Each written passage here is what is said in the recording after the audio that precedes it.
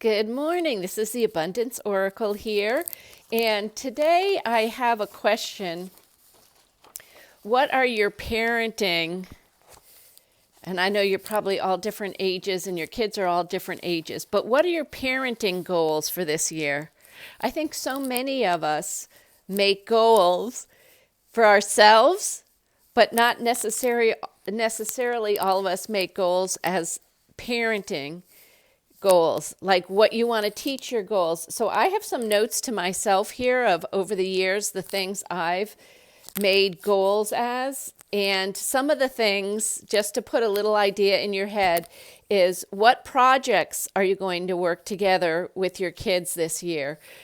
To develop teamwork, sales skills, I think is very good because it's like selling other things, but also learning how to speak, how to look people in the eye, how to shake hands, not just become a salesperson, but everyone has to learn how to sort of sell themselves to get a job and things like that. So projects together, teamwork, and a lot of these skills take time. They're not something you teach once and forget. Over their ages, as they're smaller, you can do different things than you can do when they're middle school, when you do in high school. Now, mine have graduated from college. One of the things my youngest one is working on is this year, since she's running the marathon, she is aiming to raise $10,000 to donate in the name of one of our favorite charities is the Boys and Girls Club, because they helped us out a lot when I was newly divorced and broke and had a ex-husband that wasn't well, so he didn't contribute. Anyway, okay, so some of the other things are, what can you teach your children how to make or do? Dads, please, please, please teach your children that are girls also how to fix things, how to run electric screwdrivers, regular screwdrivers, saws. I can tell you one of the things my dad said to me at one point in time, he had a boat and he said to me, no, I can't, I'm not going to teach you how to back up the boat off the boat ramp and onto the trailer. And I said, why not? He said, well, you're a girl. Girls don't do those things. Times have changed, let me tell you. So dads, I implore you, please teach your girls everything you can on how to be self-sufficient as well as your boys. Now, moms, teach your boys how to cook, how to clean their own clothes. When my oldest daughter went to school, oh my gosh, she said all the boys didn't know how to do their own laundry.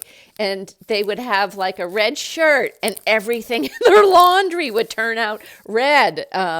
So I think we need to cross-pollinate a lot more now so that we're more self-sufficient, so we're not wasting a lot of money on one example. Okay, the toilet's not flushing. It's getting stuck. The handle's getting stuck. Okay, my dad taught me that a little bit. He said, okay, well, what's wrong with the toilet? I said, I don't know.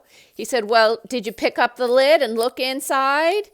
So these are all little things that mom and dads can teach their kids on how not to waste a $200 house call just to attach a chain inside the toilet tank back onto the handle. I don't even know what you call it, but I know how to do it. That's the important thing. Okay. Do your kids have savings accounts? Do they have goals each year for savings? Do they have targets for next year? Do they know how to calculate how much money they should put aside? Are they going to college or trade school? Those are things that are going to cost a lot of money in the future. Maybe you want them to contribute to that. And you can calculate some of those things out with them, and you start early. My girls took on little jobs. I want to say 11 was babysitting, because I know that the American Red Cross, you can take a babysitting course at 11 so that they know how to give CPR and call emergency numbers and everything else. But my girls started before that we made pot holders and tried to sell the pot holders to the neighbors, and we also grew cucumbers, which all the neighbors loved that and requested that I grow tomatoes. But all these little things make such a difference. Now, the other thing I do if you have really young kids, I saved my diaper wipes containers as well as the formula containers. And every night we used to put our change, and maybe if we had a dollar bill or two, inside those containers, and also one or two pictures inside of there of however old the kids were, because we had a lot of diaper containers and a lot of formula throughout the years. I kept filling them up. And we would put pictures of them at different stages of their life, and we would write a little note to them that we knew when college came along, when they came home for college breaks, they would each get a box from their growing up childhood filled with pennies, nickels, dimes, quarters, sometimes dollars. When we were really broke, there's been some boxes that had only pennies in them because I had to use the nickels and the quarters and the dimes. But it was just interesting, and I also would teach them and write to them. This is the lessons. We were very, very, very economically challenged at some stages, and I would say, this is what I'm doing to help fix this, and this is what I'm doing to make do, and this is how my strategy. And my kids absolutely loved those little tips on how to make those little boxes up, and they love those boxes. And now, one day I'll be a Grammy, and they've requested that I start early on making their boxes. And that this way now I can talk about when their mom and dad one day, hopefully, have met, and what they're doing, and pictures of them growing and just making progress in their lives. So they'll learn about their parents not only when they get to be grown up, but also when they were young and starting out in life as well. So those are fun things to do. That can be a goal also. What about lemonade stands? I don't even know. Do people do lemonade stands anymore? I know when we were in Greenwich, that definitely, you would drive around, and every once in a while you would see kids with a lemonade stand. And I'd always make sure I contributed $5 or $10, something more, because I know that you need to get kids excited about getting out there and putting themselves forth and trying to raise their own money. Okay, now let's just go here. Here's another thing I used to do.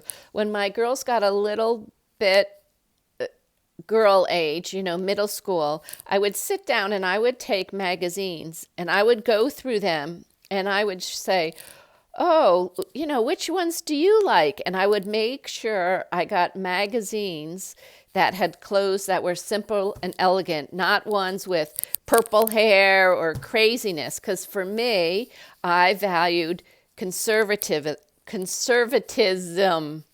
And so whatever your values are, maybe you want your kids to be great artists, so you could pick some artist magazine and point out, oh, look at this technique to them. So start early. All these little things you can start teaching your kids, and it comes out to be very, very valuable for them down the road.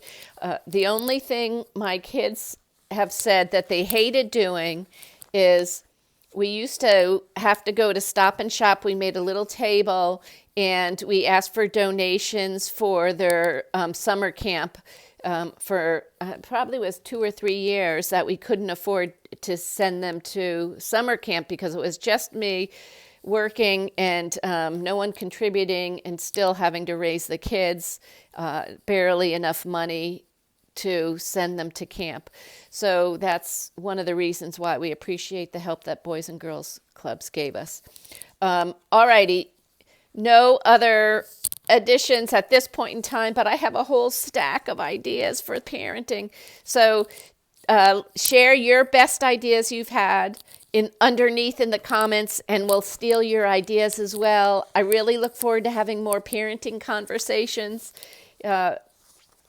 and look forward to hearing from you. This is the Abundance Oracle. Let's all share our great ideas so we can steal them all and have a more abundant life for all of us, our children and our neighbors and our friends and everything else. Big hugs. Thank you. Bye.